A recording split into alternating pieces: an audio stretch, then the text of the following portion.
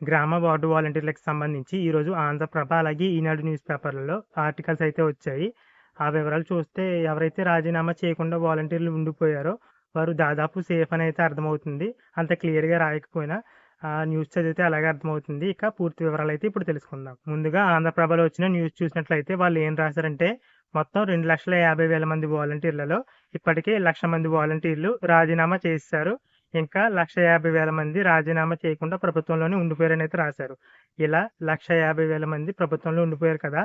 వారందరికీ కూడా తెలుగుదేశం ప్రభుత్వం వచ్చేసి వారికి గౌరవ వేతనం అనేది 10,000కి పెంచి వారిని అలాగే కంటిన్యూ చేస్తారు అన్నట్లుగా అయితే రాశారు. ఇంకా ఆ ఆర్టికల్‌లో ఏం రాశారంటే ప్రెజెంట్ వాలంటీర్లు వచ్చేసి 50 ఏళ్ల పరిధిలో మాత్రమే వర్క్ అయితే చేస్తున్నారు కదా!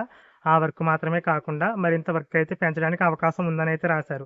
అలాగే సర్పంచులతో పాటు అభివృద్ధి కార్యక్రమాల్లో వాలంటీర్లని ఇన్వాల్వ్ చేసే అవకాశం ఉందని అయితే రాయడం జరిగింది. ఇక ఈనాడులో వచ్చేసి అంత క్లియర్‌గా అయితే రాయలేదు. వాలంటీర్లు ఏమనుకుంటున్నారో అది మాత్రమే రాశారు. అంటే వాలంటీర్లకు 10,000 చేసే అవకాశం ఉంది.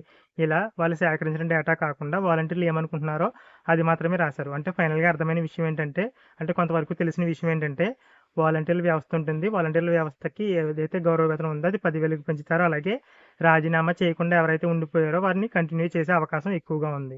ఇక తెలియాల్సిన విషయం వచ్చేసి, ఇప్పటికే 1,00,000 వరకు కూడా అంటే 1,00,000 మందికి పైగా రాజీనామా చేసిన వాలంటీర్లు అయితే ఉన్నారు. వీరందరి స్థానంలో కొత్తగా నోటిఫికేషన్ అయితే ఇవ్వాల్సింది.